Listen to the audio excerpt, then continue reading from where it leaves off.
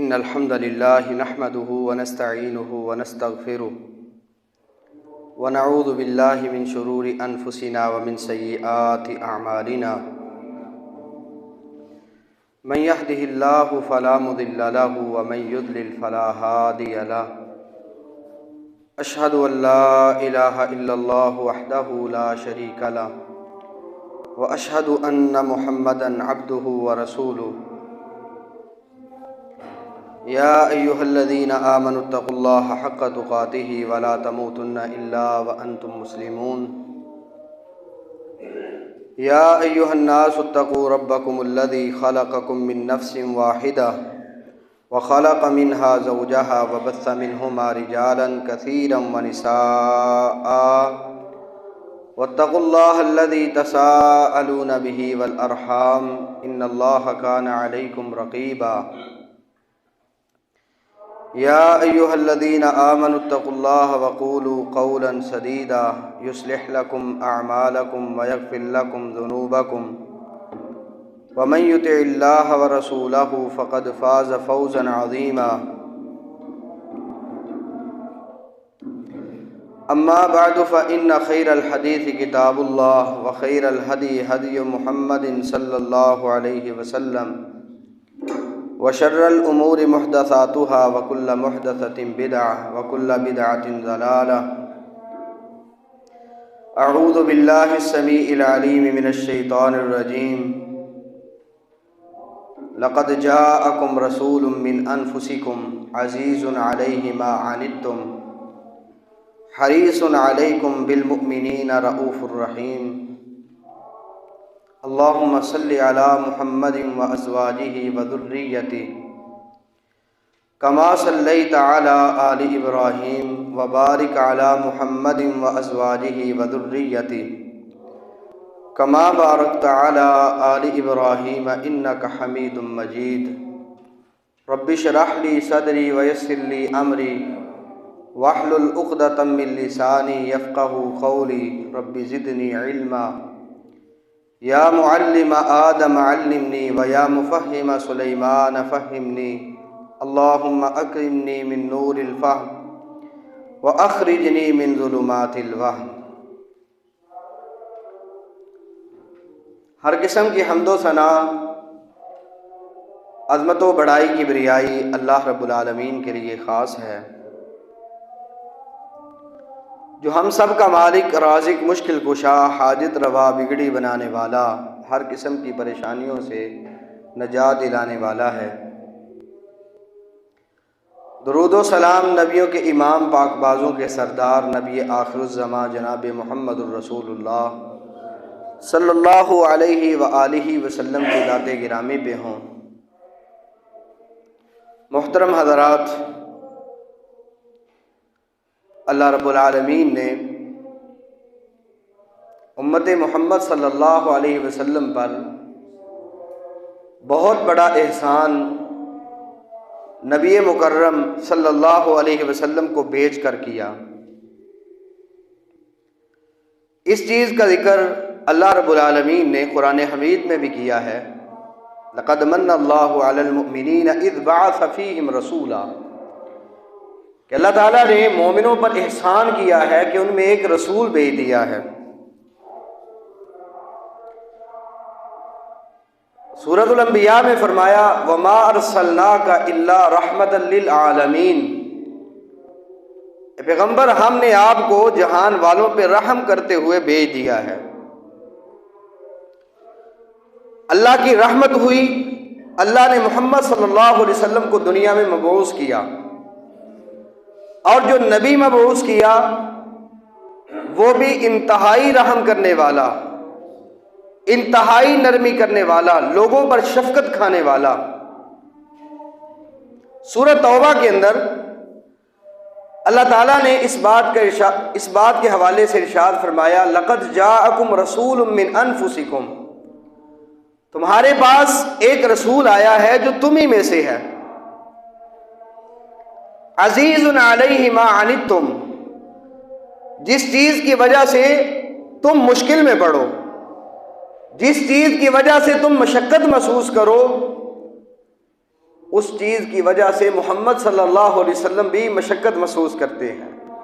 وہ چیز آپ کو گراں گزرتی ہے، آپ پر بھاری ہوتی ہے، آپ اسے وزنی محسوس کرتے ہیں کہ میری امت اس چیز کی وجہ سے مشکل میں پڑ جائے گی۔ حریص علیکم، اسی طرح یہ محمد صلی اللہ علیہ وسلم تم پر حرص رکھنے والے ہیں، تمہارے معاملے میں حرص رکھتے ہیں۔ بالمؤمنین رؤوف الرحیم، مومنوں پر انتہائی شفیق، انتہائی رحم دل ہے۔ اس آیت میں اللہ تعالیٰ نے نبی مکرم صلی اللہ علیہ وسلم کے کئی ایک اوصاف ذکر کیے۔ ہمارے ساتھ کوئی نرمی کا معاملہ کرے، ہماری مشکل کو اپنی مشکل سمجھے، ہمارے معاملے میں انتہائی پریشانی محسوس کرے، ہم اس کا شکریہ ادا کرتے ہیں۔ کیوں نہ ہم محمد صلی اللہ علیہ وسلم کے قدردان بن جائیں کہ اللہ کے پیغمبر صلی اللہ علیہ وسلم ہماری وجہ سے پریشان ہوتے رہے، ہمارے اوپر ایسا معاملہ جو مشکل اور گراں محسوس ہوا، نبی مکرم صلی اللہ علیہ وسلم نے اپنے رب سے پہلے ہی دعا کر دی، اللہ اس معاملے میں نرمی کر دے، اللہ اس معاملے میں آسانی کر دے۔ اگر نبی صلی اللہ علیہ وسلم کو اختیار دیا جاتا، حدیث میں ہے نبی صلی اللہ علیہ وسلم کے سامنے دو معاملے پیش ہوتے، دو چیزوں کا اختیار ہوتا، آپ دونوں میں سے کسی کو اختیار کر لیں، نبی صلی اللہ علیہ وسلم ان میں سے سب سے زیادہ آسانی والے معاملے کو اختیار کرتے تھے۔ کس وجہ سے؟ کہ میں جسے اختیار کروں گا میری امت اسے اختیار کرے گی، اس لیے نبی کریم صلی اللہ علیہ وسلم یہ سوچتے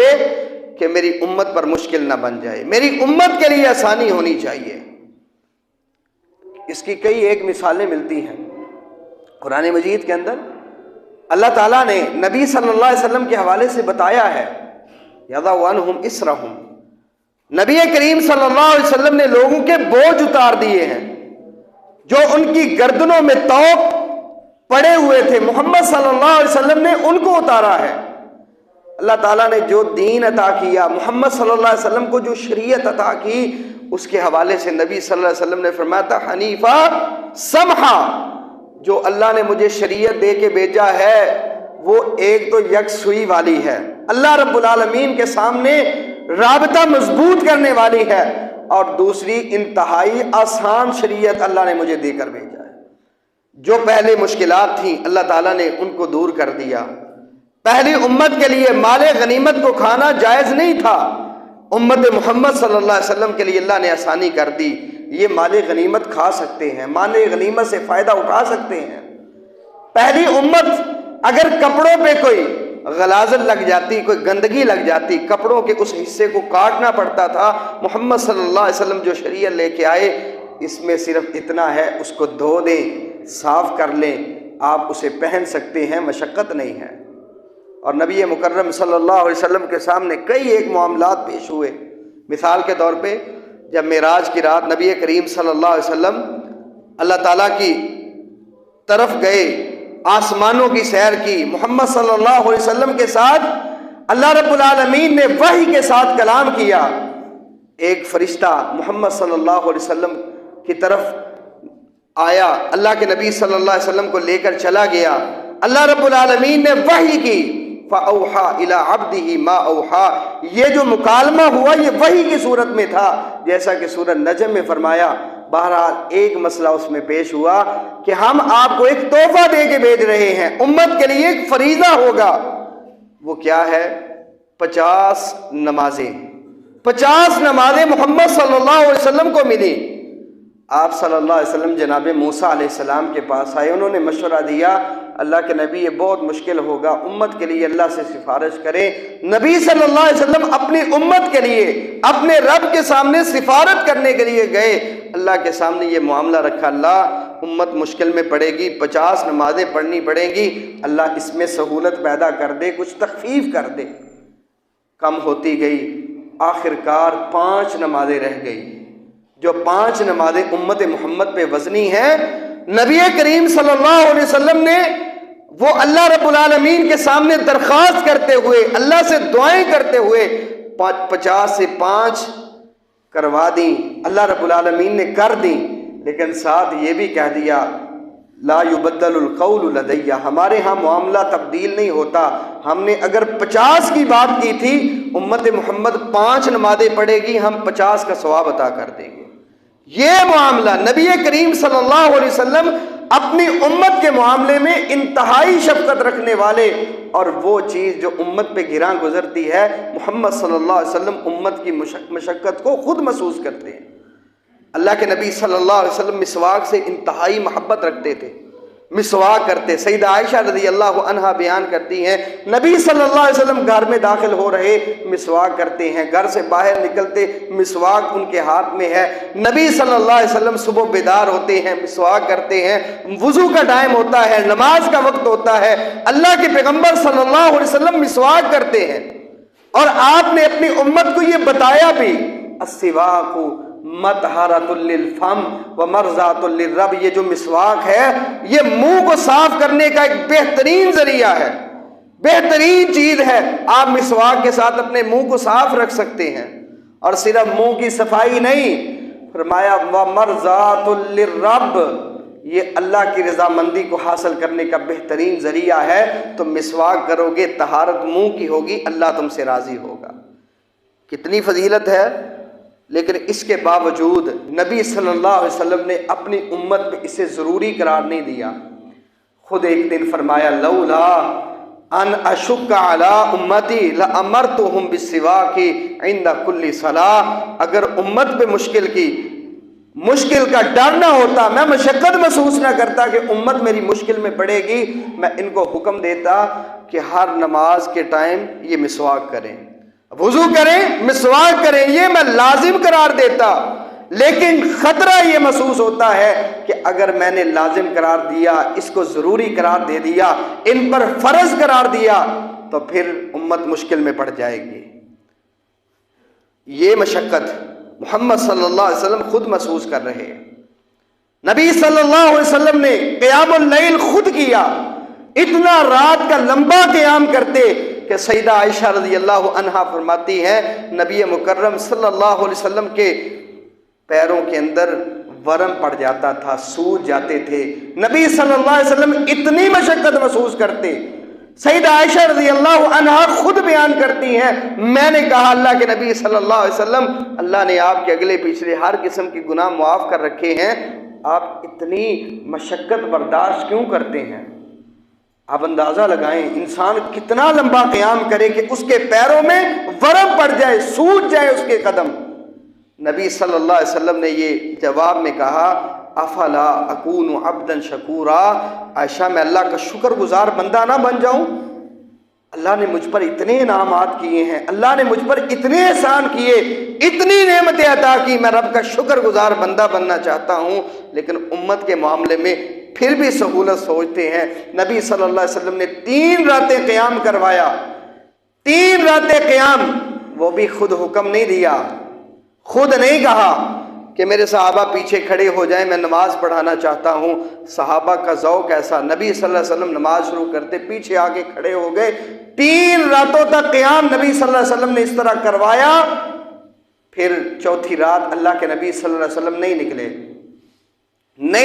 صحابہ کو نماز نہیں پڑھائی۔ صحابہ نبی صلی اللہ علیہ وسلم سے عرض کرتے ہیں اللہ کے نبی ہم انتظار کرتے رہے، ہم آپ کی نماز کا انتظار کرتے رہے، ہم قیام چاہتے تھے، آپ امام ہو ہم مقتدی ہوں، اس طرح قیام کریں، اللہ کے نبی آپ آئے کیوں نہیں؟ تو آپ صلی اللہ علیہ وسلم نے فرمایا خشیت ان یکتب علیکم قیام اللیل، میرے صحابہ تمہارا ذوق اتنا تھا، مجھے ڈر محسوس ہوا کہیں اللہ تم پر یہ نماز فرض قرار نہ دے، تہجد تم پر فرض نہ ہو جائے، یہ قیام تم پر فرض نہ ہو جائے، میں نے اس وجہ سے نماز کو ترک کیا، رات تمہیں جماعت نہیں کروائی، کہیں یہ چیز تم پر فرض نہ قرار دی جائے۔ محمد کریم صلی اللہ علیہ وسلم پر بذات خود بھی تہجد فرض نہیں تھی، لیکن نبی صلی اللہ علیہ وسلم کا جذبہ اللہ کی اطاعت میں، اللہ کو راضی کرنے میں اتنا کہ رات کے اکثر حصے قیام میں گزر جاتے تھے۔ نبی کریم صلی اللہ علیہ وسلم امت کے معاملے میں انتہائی حساس اور مشقت کو محسوس کرنے والے، نبی کریم صلی اللہ علیہ وسلم نے اس کی رغبت دلائی ہے۔ آپ صلی اللہ علیہ وسلم نے اپنے صحابہ کو کہا، میرے صحابہ، جو تم میں سے امام کے ساتھ قیام کر لیتا ہے، من قام مع الامام حتی ینصرف کتب لہ قیام لیلہ، ساری رات تراویح نہیں، ساری رات قیام نہیں، ساری رات تہجد نہیں، تم میں سے جو امام کے ساتھ قیام کر لیتا ہے، تھوڑا ہو یا زیادہ یہ بات نہیں کی، کہا جو قیام امام کے ساتھ کرے، امام مکمل نماز پڑھائے، وہ آخر تک امام کے ساتھ رہے، حتی ینصرف، حتیٰ کہ امام نماز پڑھا کے واپس چلا جائے، کہا کتب لہ قیام اللیلہ، جو بندہ امام کے ساتھ ساری نماز میں شریک رہے، اللہ رب العالمین اسے ساری رات کی نماز کا ثواب عطا کرتا ہے۔ یہ فضیلت بتائی لیکن فرض قرار نہیں دیا۔ فرض ہونے کے خدشے سے اللہ کے نبی صلی اللہ علیہ وسلم نے اپنے صحابہ کو وہ قیام نہیں کروایا، کس لیے کہیں فرض نہ ہو جائے۔ نبی صلی اللہ علیہ وسلم نماز پڑھاتے ہوئے بھی خیال رکھتے،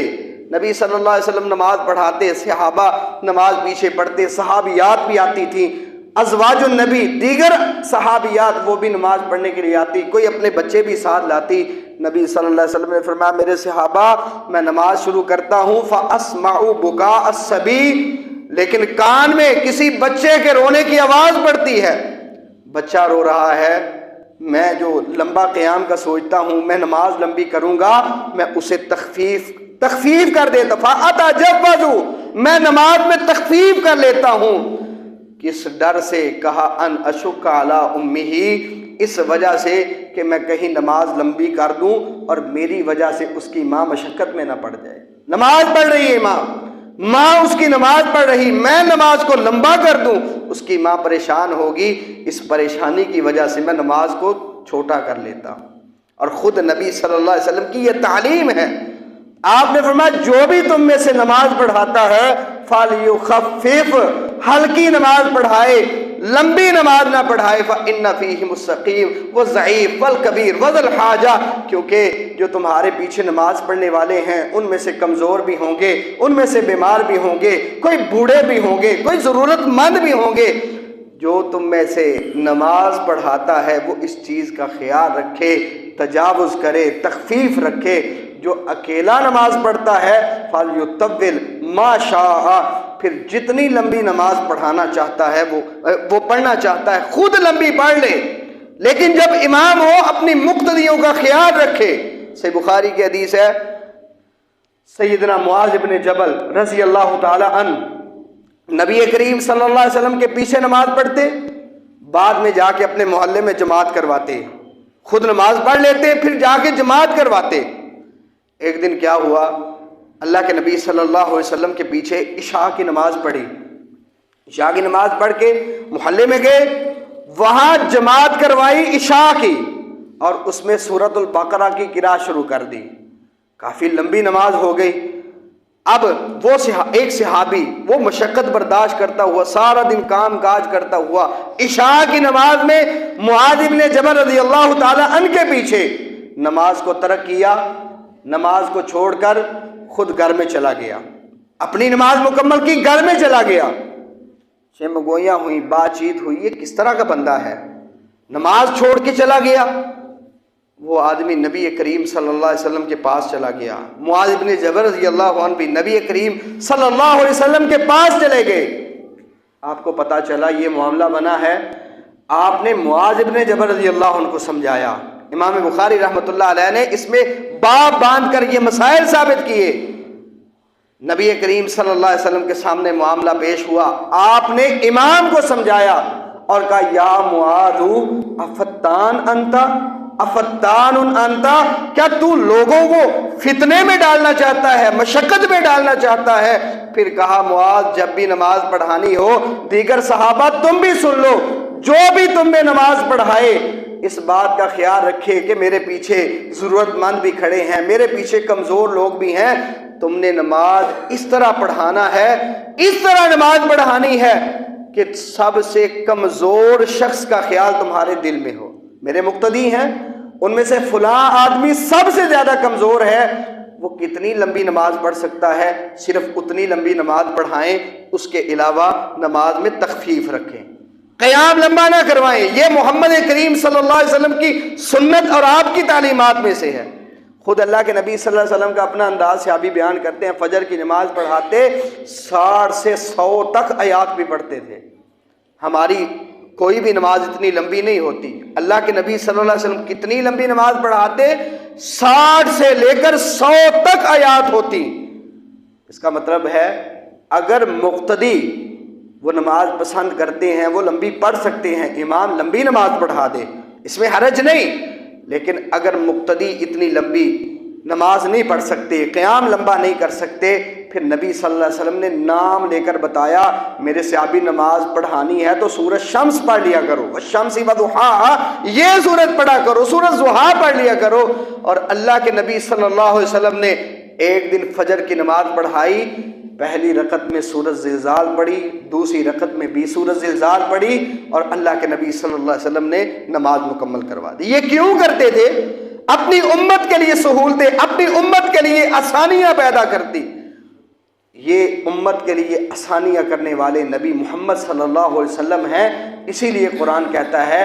عزیز علیہ ما عنتم، جس وجہ سے تم مشقت میں پڑتے ہو، محمد کریم صلی اللہ علیہ وسلم خود اس کو محسوس کرتے ہیں۔ وہ چیز اللہ کے نبی پہ گران گزرتی ہے۔ ایک دن نبی صلی اللہ علیہ وسلم سفر کر رہے، روزہ صحابہ نے بھی رکھا، اللہ کے نبی صلی اللہ علیہ وسلم نے بھی رکھا ہوا ہے۔ سفر میں گئے اور عصر کے بعد کا وقت ہے۔ اب آپ خود اندازہ کریں، تھوڑا سا وقت رہ گیا، لیکن سہولت کتنی، سوچی کتنی امت کی فکر۔ نبی صلی اللہ علیہ وسلم نے پانی منگوایا، سارے صحابہ کے سامنے کھڑے ہو کر اللہ کے نبی صلی اللہ علیہ وسلم نے سارے صحابہ کے سامنے آپ صلی اللہ علیہ وسلم نے پانی پی لیا، روزہ افطار کر دیا۔ کچھ صحابہ پریشان کہ ابھی وقت تھوڑا رہ گیا ہے، ہم روزہ مکمل کر لیں گے، لیکن بعض صحابہ مشکل میں ہیں۔ نبی صلی اللہ علیہ وسلم نے امت کو یہ تعلیم دی، مشقت نہیں، سہولتیں، آسانی۔ آپ صلی اللہ علیہ وسلم نے خود روزہ کھولا، صحابہ کو کہا روزے کھول دو، اور پھر کہا جو تم میں سے روزہ نہیں کھول رہا فقد اصحاب القاسم، وہ ابو القاسم کی نافرمانی کر رہا ہے۔ پھر اللہ کے نبی صلی اللہ علیہ وسلم نے فرمایا لیس من البر الصیام فی السفر، سفر میں روزہ رکھنا کوئی نیکی نہیں۔ ساری روایات اگر جمع کی جائے اس کا خلاصہ یہ بنتا ہے، اگر انسان مشقت میں پڑ جائے، مشکل میں ہے، اس انداز میں روزہ رکھ رہا، سفر کروں گا ساتھ روزہ بھی رکھوں گا، لیکن مشقت اتنی ہے، محمد صلی اللہ علیہ وسلم نے یہ بتایا ایسی مشقت یہ برداشت نہ کریں، بلکہ روزہ کھول دیں، اللہ نے سہولت دی ہے۔ لیکن اگر کوئی انسان روزہ رکھ سکتا ہے تو سفر میں اس کے لیے سہولت ہے، رکھنا چاہے تو رکھ لے، نہیں رکھ سکتا تو چھوڑ دے۔ یہ ہر انسان کو اپنی حالت خود سمجھنی چاہیے اور اس کے مطابق شریعت پہ عمل کرنا چاہیے۔ بہرحال نبی صلی اللہ علیہ وسلم سہولتیں کرتے رہے، اور اللہ کے نبی صلی اللہ علیہ وسلم کی دوسری صفت قرآن کی اس آیت کے اندر اللہ تعالیٰ نے یہ بیان کی، حریص علیکم، حرص رکھتے ہیں تم پر۔ یہ اللہ کے نبی صلی اللہ علیہ وسلم کی خواہش ہے زیادہ سے زیادہ لوگ کلمہ پڑھ لیں، زیادہ سے زیادہ لوگ جہنم سے بچ جائے۔ اس کے لیے نبی صلی اللہ علیہ وسلم انتہائی غم کھاتے تھے، انتہائی پریشانی لیتے تھے۔ آپ اندازہ لگائیں اتنی پریشانی لیتے کہ خود قرآن میں رب نے کہہ دیا لعلک باخع نفسک علی آثارہم ان لم یؤمنوا بہذا الحدیث اسفا، پیغمبر اس غم کی وجہ سے آپ اپنے آپ کو ختم کرنا چاہتے ہیں کہ لوگ کلمہ کیوں نہیں پڑھتے، لوگ ایمان کیوں قبول نہیں کرتے۔ لعلک باخع نفسک الا یکونوا مؤمنین، سورہ شعراء میں کہا نبی اس غم کی وجہ سے کہ لوگ مومن نہیں بن رہے، کیا آپ اپنے آپ کو ختم کریں گے؟ اپنے نفس کو ختم کرنا چاہتے ہیں، اپنی جان ختم کرنا چاہتے ہیں، اتنا غم کیوں لیتے ہیں؟ آپ کی ذمہ داری پہنچانا ہے، آپ پہنچا دیں۔ آپ اس وجہ سے پریشان نہ ہوا کریں لوگ کیوں کلمہ نہیں پڑھ رہے، لیکن نبی صلی اللہ علیہ وسلم کی حرص اتنی تھی، آپ صلی اللہ علیہ وسلم دن میں بھی سمجھاتے، رات کے کسی وقت کسی بھی جگہ موقع ملتا امت کو ایمان کی طرف دعوت دیتے، جہنم سے بچنے کی دعوت دیتے۔ نبی صلی اللہ علیہ وسلم نے خود اپنی مثال یہ بیان کی، میری مثال اس شخص کی طرح ہے جو چراغ جلاتا ہے، اس کے پاس پتنگ اور دیگر کیڑے مکوڑے آتے ہیں، وہ آدمی ان کیڑوں کو پیچھے کر دیتا ہے کہیں آگ میں گر کے جل نہ جائیں۔ کہا میں بھی اپنی امت کو کمر سے پکڑ پکڑ کر جہنم سے دور کر رہا ہوں، میری خواہش یہ ہے میری امت کسی نہ کسی طریقے جہنم سے بچ جائے۔ نبی صلی اللہ علیہ وسلم اس قدر حرص رکھتے تھے۔ صحیح بخاری میں بڑا مشہور واقعہ اس یہودی کے بچے کا کہ جو نبی صلی اللہ علیہ وسلم کی مجلس میں آتا تھا، اللہ کے پیغمبر صلی اللہ علیہ وسلم کو علم ہوا وہ بچہ بیمار ہے، نبی کریم صلی اللہ علیہ وسلم اس کی عیادت کے لیے اس کے گھر میں گئے۔ یہاں یہ چیز ہمارے لیے لمحہ فکریہ ہے۔ یہودی کا بچہ کہاں، ہم تو کسی مسلمان اپنے بھائی مسلمان بھی درکنار دور رہے اپنے ہی اعزاء و اقارب کے گھر اس کی حالت دریافت کرنے کے لیے نہیں جاتے، لیکن محمد کریم صلی اللہ علیہ وسلم کی سنت و طریقہ دیکھ کے یہودی کا بچہ اس کے گھر میں گئے اور اس کو دعوت کیا دی۔ دیکھا بچہ موت کے قریب ہے، بیمار ہے، نبی صلی اللہ علیہ وسلم نے کہا قل لا الہ الا اللہ، بچے کلمہ پڑھ۔ وہ کلمے کی دعوت دی۔ اللہ کے نبی صلی اللہ علیہ وسلم کی حرص یہ ہے لوگ جہنم سے بچ جائیں۔ بچے نے اپنے باپ کی طرف دیکھا، باپ نے کلمہ پڑھنے کا کہہ دیا، محمد صلی اللہ علیہ وسلم نے کلمہ پڑھایا، وہ بچہ کلمہ پڑھتا ہے، اس کی روح پرواز ہو جاتی ہے۔ نبی کریم صلی اللہ علیہ وسلم اللہ کا شکر ادا کرتے ہیں، الحمدللہ الذی انقذہ من النار، میں رب کا شکر کرتا ہوں جس نے اس بچے کو آگ سے بچا لیا ہے۔ اس قدر حرص رکھتے تھے۔ اپنے چچا ابو طالب کو یہاں تک کہہ دیا، بخاری کی حدیث ہے، نبی کریم صلی اللہ علیہ وسلم نے کہا یا امی قل لا الہ الا اللہ احاج لک بہا عند اللہ۔ دیگر قریش کے سردار بھی بیٹھے ہیں، محمد صلی اللہ علیہ وسلم بھی بیٹھے ہیں، بار بار یہی تکرار ہو رہا۔ اللہ کے نبی صلی اللہ علیہ وسلم کہتے اے چچا کلمہ پڑھ لے، دیگر سردار کہتے کلمہ نہ پڑھنا، اس کی بات نہ ماننا۔ اللہ کے نبی نے یہاں تک کہا چچا کلمہ پڑھ دے، احاج لک بہا عند اللہ، اس کلمے کو بطور حجت میں پیش کروں گا، اللہ کے سامنے بطور دلیل پیش کروں گا کہ میں نے چچے کی زبان سے کلمہ سنا تھا، میرے کانوں نے سنا، میرے چچے نے کلمہ پڑھ لیا تھا، لیکن چچا نے کلمہ نہیں پڑھا۔ محمد کریم صلی اللہ علیہ وسلم رو پڑے۔ اللہ نے اس وقت یہ آیات اتاری تھی، انک لا تہدی من احببت ولکن اللہ یہدی من یشاء۔ نبی آپ کا کام ہدایت دینا نہیں ہے کہ آپ جسے چاہیں آپ ہدایت دیتے رہیں، کہا لیکن اللہ یہدی من یشاء، ہدایت اللہ دیتا ہے اور جسے چاہتا ہے اسے دیتا ہے۔ ہدایت کی ذمہ داری اللہ کے پاس ہے، آپ کا کام پہنچانا ہے، آپ پہنچاتے رہیں، لیکن حرص اس قدر ہے کہ کسی نہ کسی طریقے میری امت جہنم سے بچ جائے۔ محمد کریم صلی اللہ علیہ وسلم یہ مشن صحابہ کو، دیگر اپنی امت کو بھی دے کے گئے ہیں، تم نے لوگوں کو جہنم سے بچانے کے لیے ہر ممکنہ کوشش کرنی ہے۔ بالمؤمنین رؤوف الرحیم، تیسری صفت اللہ رب العالمین نے یہ بیان فرمائی کہ مومنوں پر انتہائی شفیق ہیں۔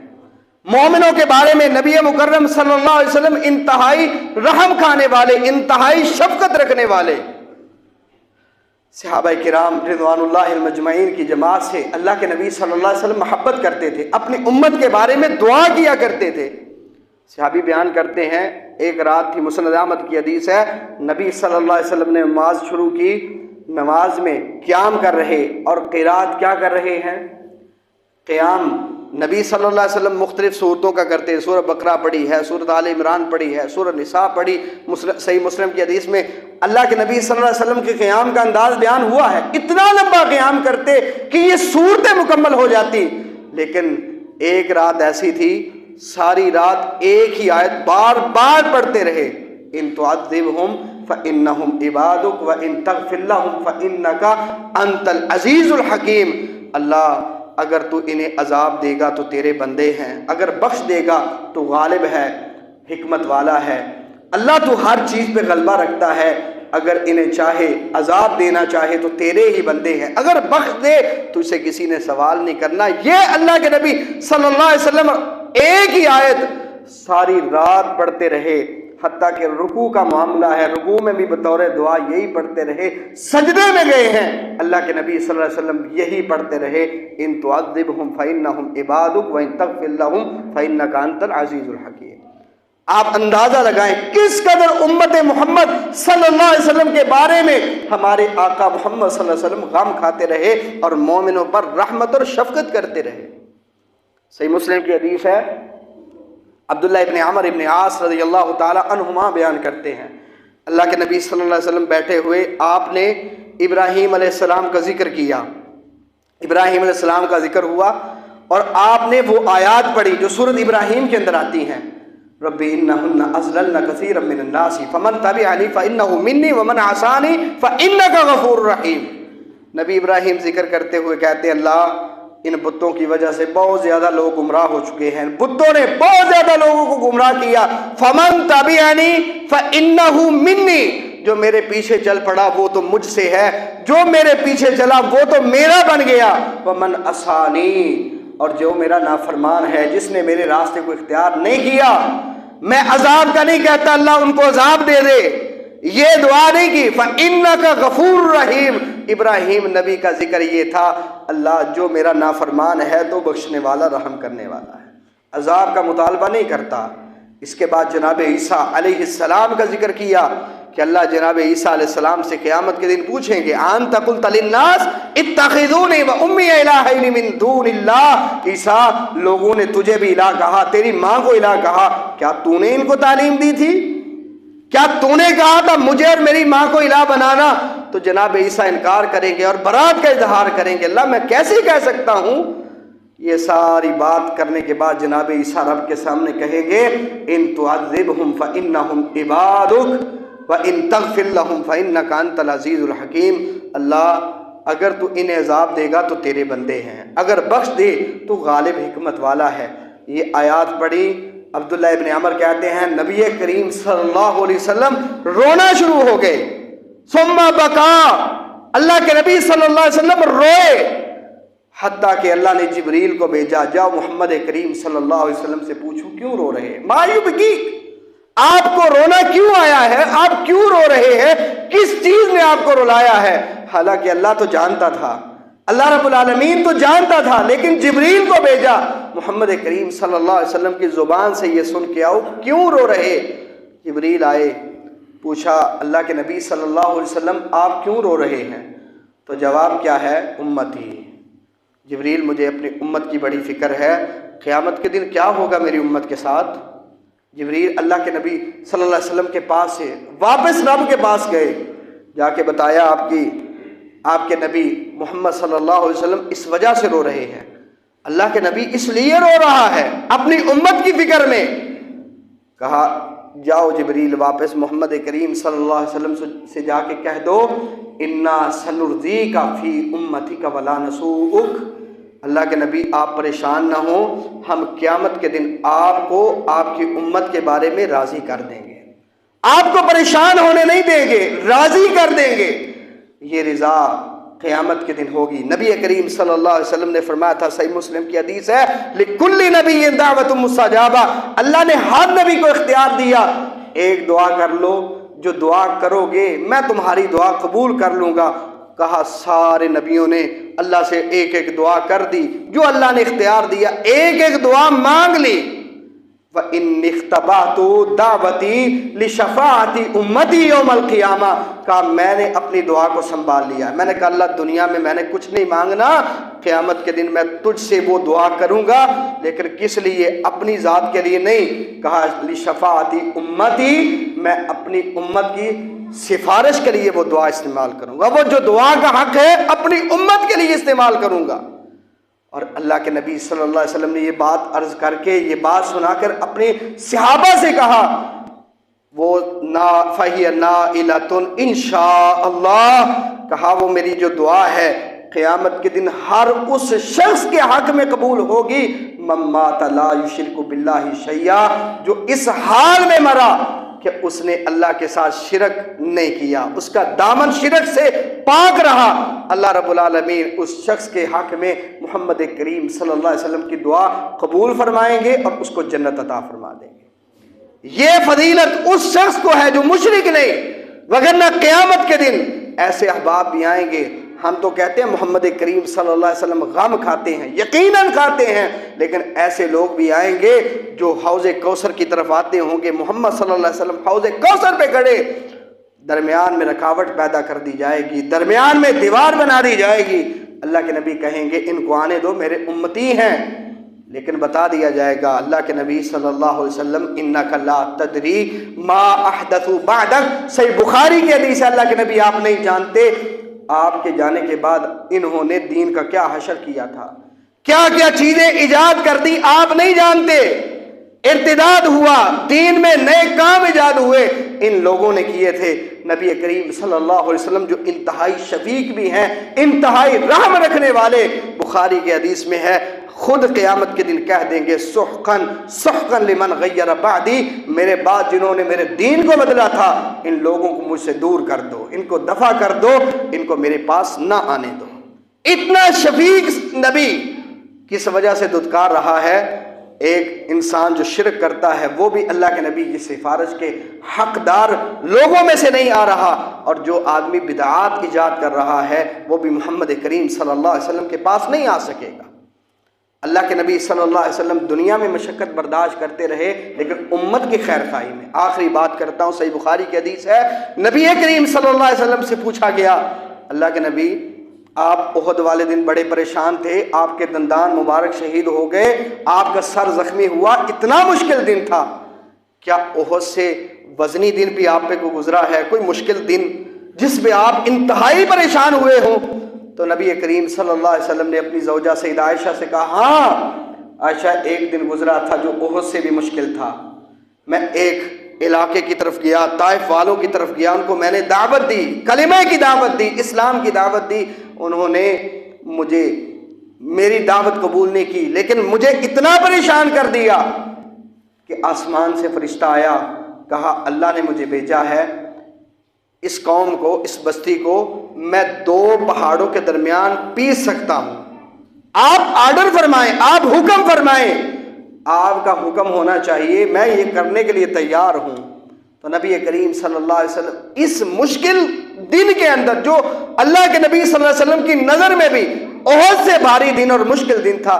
اتنی پریشانی کے عالم میں بھی نبی کریم صلی اللہ علیہ وسلم نے اس کی ہلاکت نہیں چاہی، بلکہ کہا بل ارجو ان یخرج اللہ من اصلابہم من یعبد اللہ وحدہ لا یشرک بہ شیئا، میں ان کو تباہ ہونا نہیں چاہتا، ان کی تباہی نہیں چاہتا، یہ نہیں میں چاہتا ان کو تباہ کر دیا جائے، بلکہ میں تو یہ اللہ سے امید رکھتا ہوں اگر یہ کلمہ نہیں پڑھ رہے اللہ ان کی نسلوں سے ایسے لوگ پیدا کر دے گا جو اللہ کی توحید کو ماننے والے ہوں گے، شرک نہیں کرتے ہوں گے، میں اللہ سے یہ امید رکھتا ہوں۔ محمد کریم صلی اللہ علیہ وسلم اس طرح درد رکھتے تھے۔ ہم اللہ رب العالمین سے دعا کرتے ہیں اللہ تعالی ہمیں نبی مکرم صلی اللہ علیہ وسلم کا مقام پہچان کر آپ صلی اللہ علیہ وسلم سے سچی محبت عطا فرمائے، آپ کی اطاعت کرنے کی توفیق عطا فرمائے اور آپ کے بتائے ہوئے طریقے پہ چلنے کی توفیق عطا فرمائے۔ وآخر دعوایا ان الحمد للہ رب العالمین۔